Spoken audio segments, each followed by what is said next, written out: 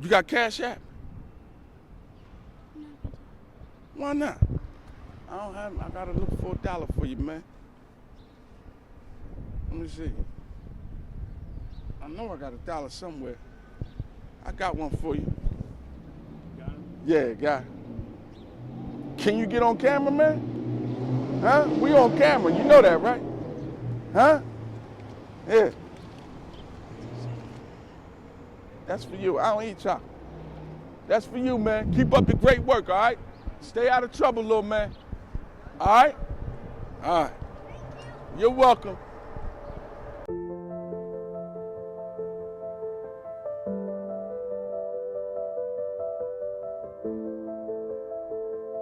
Hi, my name is Salman Oz. Would you mind if I ask you a couple questions? Yeah, absolutely. How are you today? Good. Good. Let's go. I'm ready.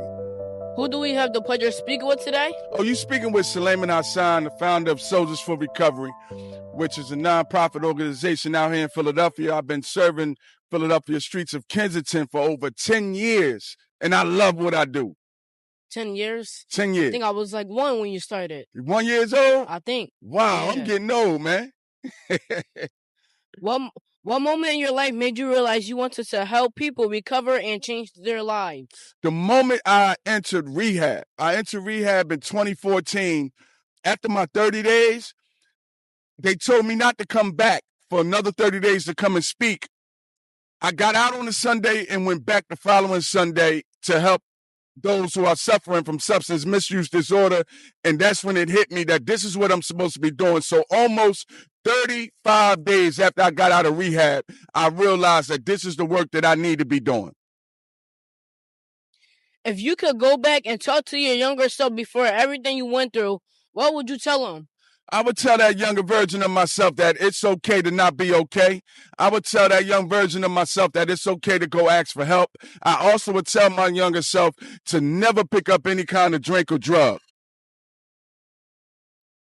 What do you think people misunderstand the most about addiction and recovery? Well, what most people don't understand is that addiction, it could be passed on through trauma from your family or your grandfather. A lot of people are born with the gene of addiction, and once it's activated, it's nothing you really can do to cut it off unless you go get the help. Now, everyone are not born into addiction, but like some babies are born addicted to crack cocaine and alcohol because it's genetics. So a lot of people think that, okay, no, you could just cut it off and cut it on. You can't. You really can't until you learn how to cut it off. That's number one. But you have to first understand that you are an addict and you have the disease of addiction. What was that second question? Second one, what do you think people misunderstand about the most addiction and recovery? Well, the first part I answered, recovery, people need to understand that it is a process. It takes time. First of all, when you first stop and learn how to stop, it takes anywhere from a year to 18 months to get the drug completely out of your system and out of your bone marrow. And then it also takes time to learn how to live without the drugs. So a lot of people don't understand that. Some people think that you can just hit a light switch and just recover. No, it takes work. You have to learn how to live again. You have to go to therapy. You have to go to counseling. You have to go to meetings, to learn how to stay stopped. And a lot of people don't understand that it is a process and it doesn't take 30 days. It doesn't take 1 week. Sometimes people are in process. It takes years sometimes for some people. For me, I'm still recovering and I've been clean now for 13, 14 years. What does true mental strength look like to you? True mental strength, first and foremost, it starts with yourself admitting that you have an issue or a problem with substance misuse. So you have to surrender. You surrender to God first. You have to be honest, in which I had to be honest first, and that's what helped me a lot on my journey to recovery. So you have to surrender. Total surrenderance to God and being honest with yourself is the first step to recovery. Do you believe people are shaped more by their environment or by the choices they make? I believe that the environment has an impact on the choices that they make. Let me give you an example. I grew up in a home where drugs and alcohol was used, right? The environment I came up in, it was crazy. I lived in what you call, it wasn't a trap house because it was a home, but a lot of drugs and alcohol, things of that nature, and people from those kind of backgrounds lived in my neighborhood would hang at our house. So later on, it led me and it influenced me to say, hey, man, let me go get a drug or a drink, because I thought about Mr. Rob. I thought, I seen my mom drink. So it influenced me to make some bad decisions at a younger age. Yes, so absolutely I do. What is one habit someone can start today that could change their whole life? Being honest. What made you say that? Being honest is the first thing that a lot of us in recovery are in denial about. Most of us don't think we have a problem. Most of us think that we can just pick it up and put it down anytime they want.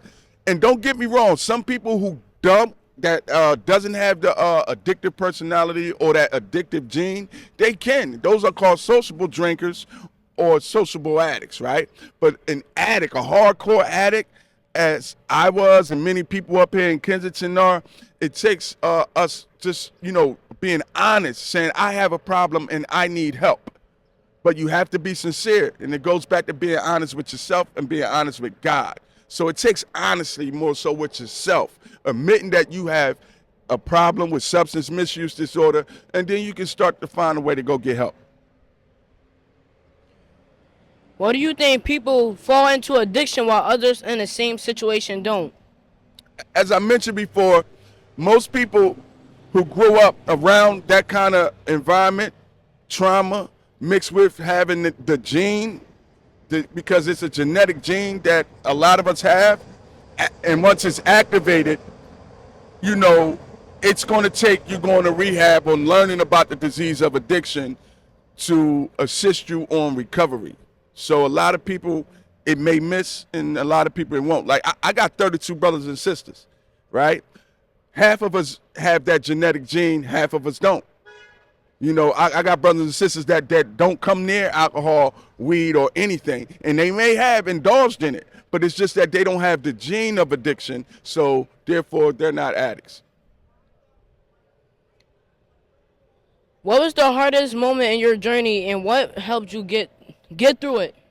One of the hardest moments of my journey was when I got out of rehab. I was 1 week out of rehab. No, 2 weeks out of rehab, and I had got my paycheck, and I wanted to use so bad. I wanted to jump on the L, come up to Kensington where we're at right now, and just to go get that one more, to the extent that I sat on that couch. And in our literature, it says you pick up the phone, you call somebody, and I called everybody, and nobody answering the phone, and I needed help bad. And that's when God said, it's just you and me. And I can hear the voice in my head. Allah was like, yo, it's you and me. How bad you want it? That was the hardest time in my life. And I sat on that couch and I cried like a baby because I wanted to use so bad. But I was fighting. I was fighting with myself. And the tools that I learned from rehab helped me get through the moment. I went through that twice. So those were the two hardest times during my recovery process. Has there ever been a moment where someone you helped told you something that made you realize your work really matters? Absolutely. A friend of mine's that I met out here in Kensington, I won't mention his name, spoke to him this morning, and he wanted to be out here with me. I'm like, no, I kind of spent him, you know what I'm saying, because he ain't ready. He just thanked me, and everyone else that God allow me to help, because I don't say I'm doing this, I'm not doing this. God is inspired me to do it, and the people that I do help, they always tell me I help them and things like that. And that's how I know that I'm doing God's work, and I'm doing God's work. So every time I do hear a thank you, I appreciate it. I know I'm doing what God wants me to do. What does recovery look like on the days when it's hardest to stay strong? For me, it's remembering my last run. Every time, because a lot of us believe that, well, some people believe if you got like 2, 3 years, 20 years, 30 years, that we don't struggle. I still struggle to this day.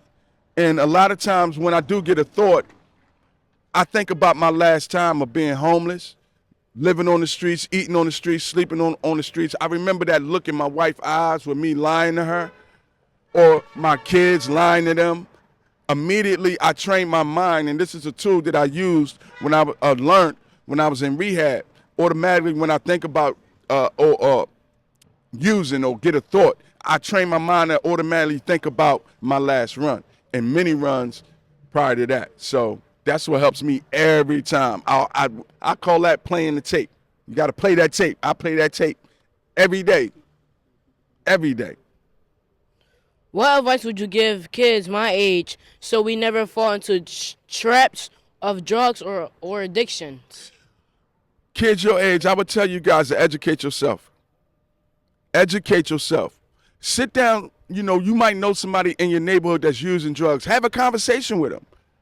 Ask Mr. George, ask Miss Ann what happened. Because what I learned is the more information that you learn about what that person may have went through that led them down that path, kids will not pick up. They will not pick up once they learn what Mr. George did or what your mom went through or dad went through. You have to educate yourself. I'm really big on education, and that's why right now my program is in 2 schools right now in Philadelphia, educating the youth about the short-term and long-term effects about drugs and alcohol. See, the thing is, it's the lack of education. Most kids don't know that if they smoke some weed laced with fentanyl, that they can die. Most kids don't know if they take one drink laced with fentanyl, because they putting that in there too, they can die. So it's all about education. I'm real big on education right now for the youth, and that's what I think is lacking, not just in Philadelphia, but around the world. So education is real big. Can you tell me what's the name of the program? The program is called All Must Change. Sound familiar? Yeah.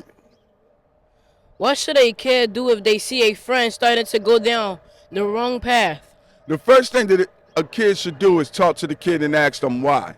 Once they find out why, they should go at least have a conversation with the kid's parents. And I know a lot of people might not think that's cool, that's snitching or whatever, but you might be saving that kid's life. That's what I would suggest. How can young people protect their mental health growing up today? What they need to do, and what I would suggest, is put the phones down. Put the phones down. And if you're going through any kind of mental health or stressed out and you need help, go to therapy, go to counseling. See, we don't push that in our communities neither. So kids need someone else to talk to, other mom and dad. And you have to find somebody that's in a professional field to go and do that with. And it's okay to ask mom, ask dad to sign you up for therapy and counseling so you can get whatever frustrations and stress that society is putting on you today, especially through social media, to go learn how to cope with them, learn how to deal with life on life terms. That's what I would suggest. What is one piece of wisdom you learned the hard way that young people should learn the easy way? Listening to my elders, listening to the corny friend that came and told me, look, man, why you hanging with them? That's one. Number 2, listening to my parents, because even though my mom was on drugs and alcohol, she always gave me good game. Not giving up on myself. Not giving up. So many kids are giving up on themselves. I was one of them. I gave up on myself, and I wanted to be in the in crowd instead of being on the side what they call nerds, man. The nerds is winning. The nerds is winning, man. So I'm waiting to my big age to become a nerd, and I love it. I love it. So I would say just buckle down and do the things that you know is not cool, right? It's not the cool thing, but it's the right thing. Do the right thing. Do the right thing. Was there a moment in your life where you realized something had to change, and what happened that day? Yeah, the moment I went to rehab, that day I woke up and I was just tired. And what I mean by tired, physically, mentally, spiritually, I was bankrupt. And I started putting on my clothes to come up here to Kensington, and I just sat back down and I said, not today. I'm going to rehab to go get help. And it was hard for me to do, but easy at the same time. But I just wanted a better life, and I was scared. I didn't know where to start, but I knew it started at rehab. So That was the day that I realized that I needed to change after taking so many losses, homelessness 3 times, and I, I just wanted to know and find a better way of living. I wanted to know who I was without the drugs and alcohol. So it was all those feelings and emotions that morning when I went into rehab. When you speak to people about addiction and recovery, what personal pain are you really speaking from? I'm speaking from personal experiences.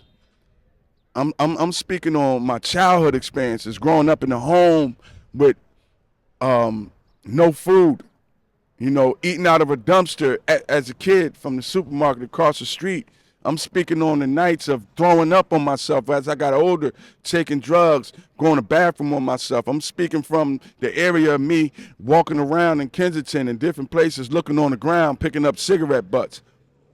I'm speaking from trauma and pain, personal live experiences of not washing, not eating as a grown man. So everything that I speak about, it comes from my soul and spirit and my own personal experiences. What was the lowest moment in your life, and how did you change the strength to climb back up? I got so many low points in my life. I have to choose one. One of them was waking up downtown Center City by the waterfront, by the sound of lightning. I went down there, if I can remember it. I remember it was daytime, definitely daytime. And I had some money in my pocket. And I remember going to a bar and then walking down to the waterfront. And when I woke up, I only had one shoe on, no shirt, all my money was gone. And it was the sound of lightning and rain pouring down on me. So that was a very low point during my addiction. And then dig this, then I had to walk from downtown all the way to 30th Street to get on the regional rail, because at that time I lived in Chestnut Hill. And then the guy on the train knew me, so he gave me a shirt and he let me on the train, and I was soaking wet. So that was a very, very low point of my life. I believe I was about 25 then, 25, 26. Yeah. What was there one person who said something to you that helped change your life forever? Yes, my wife. My wife. My wife. My wife helped me through it all. She stood by me through it all, and she told me that I'm better than this. She told me so many things. She's still telling me things to this day, even though I'm sober, so I can be a better man. One of the things that she said that, Suleiman, you don't want to die like this. I don't want you to die like this. I want to see you in paradise. I want you to be in paradise with me. You have to change. And those are some of the things that she mentioned, with a whole bunch more that really helped me on my recovery journey to this day. How did the struggles you went through affect the people who loved you the most? Well, all I can say is that I really can't speak for them, but me watching them during my journey, I'm assuming it broke them. It broke them bad. My mother being one of them as well. My mother used to live in Philadelphia, and I worked in Chester, and she would catch the train to come see me. Talking about she was in the neighborhood, and just the look in her eyes was showed me and told me everything that she was experiencing. And she would tell me the same thing my wife would say: "Don't die like this." So, yeah, that's one of them. When did you first realize your story could actually help save other people? I never did. I never did in the beginning. I realized it. I don't know. I'm just being completely honest. I just do the work, man. I just do the work. I guess when people come back to me, or I come across somebody and say, "You saved my life," that's when, and that's been like, I've been doing this work for 10 years.